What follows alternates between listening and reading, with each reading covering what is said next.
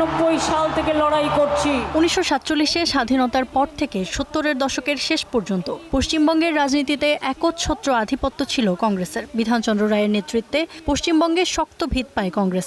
Doctor রায়ের মৃত্যুর পর ভাঙনের মুখে পড়ে দলটি। 1977 সালের নির্বাচনে বামফ্রন্টের কাছে বড় ধরনের পরাজয়ের মুখোমুখি হতে হয় দলটিকে। দেশভাগ করতে আমরা দেব না।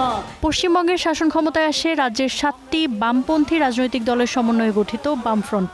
এই জোটে ছিল CPM, CPI, forward bloc, RSP, Marxist forward bloc, আর সিপিআই ও বিপ্লবী বাংলা কংগ্রেস। মুখ্যমন্ত্রী হন সিপিএম নেতা জ্যোতি বসু। একটানা 34 বছর এই বামফ্রন্টের শাসনে ছিল পশ্চিমবঙ্গ।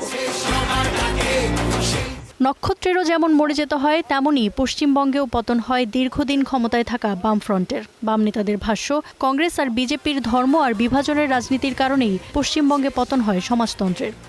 বিরোধীরা কমিউনিস্টদের চীন রাশিয়ার এজেন্ট বানিয়ে সহিংস প্রমাণের চেষ্টা করল, ধর্মের বিরোধী বানিয়ে দিল। ভারতের মানুষ এসব বিষয়ে খুব আবেগপ্রবণ, ফলে একটা বিভাজনের রাজনীতি, সাম্প্রদায়িক রাজনীতি চলে এলো। আমরা এই যুদ্ধে হেরে গেছি। কংগ্রেস ও বিজেপি দুই দলই এই ইস্যুগুলো ব্যবহার করলো। 1998 সালে গঠিত হয় তৃণমূল কংগ্রেস। মাত্র 6 বছরেই পার্লামেন্টে একটি আসন লাভ করে দলটি। পশ্চিমবঙ্গে মমতা ব্যানার্জির তৃণমূল আর বিজেপির উত্থানকে 3 ভাগে বিভক্ত করেছেন বিশ্লেষকরা। প্রথম ধাপটি 96 থেকে 2001 সাল পর্যন্ত। এই সময়ে কংগ্রেসকে পেছনে ফেলে জনপ্রিয় হয়ে ওঠে তৃণমূল। মাত্র একটি নির্বাচনের ব্যবধানে কংগ্রেসের ভোট 40% থেকে নেমে আসে 8%। আর 0 থেকে 31% ভোট অর্জনে সক্ষম হন মমতা। মুসলিম ভোটারদের গুরুত্ব দেওয়া টাটা ন্যানো ইস্যুতে হওয়া সিঙ্গুর আন্দোলন এবং শিল্পাঞ্চল তৈরিকে ঘিরে জমি অধিগ্রহণ ইস্যুতে নন্দীগ্রাম আন্দোলন মমতার উত্থানে বড় ধরনের ভূমিকা রাখে।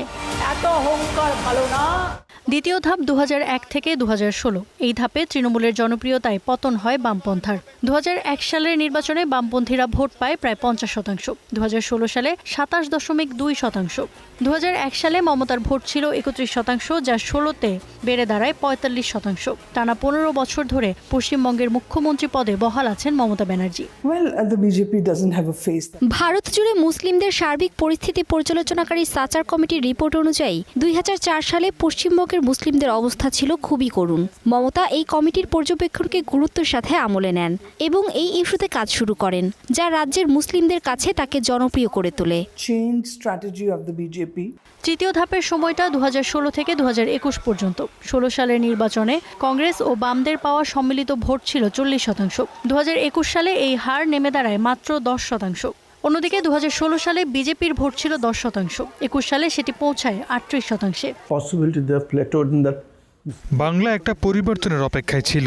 37 বছর ধরে সিপিএম ও তার মিত্ররা বাংলা শাসন করেছে। কংগ্রেস ছিল দ্বিতীয়।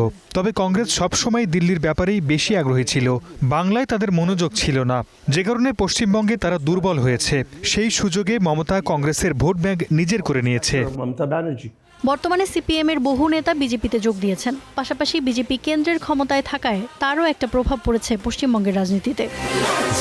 ইফাতিরা, স্টার নিউজ।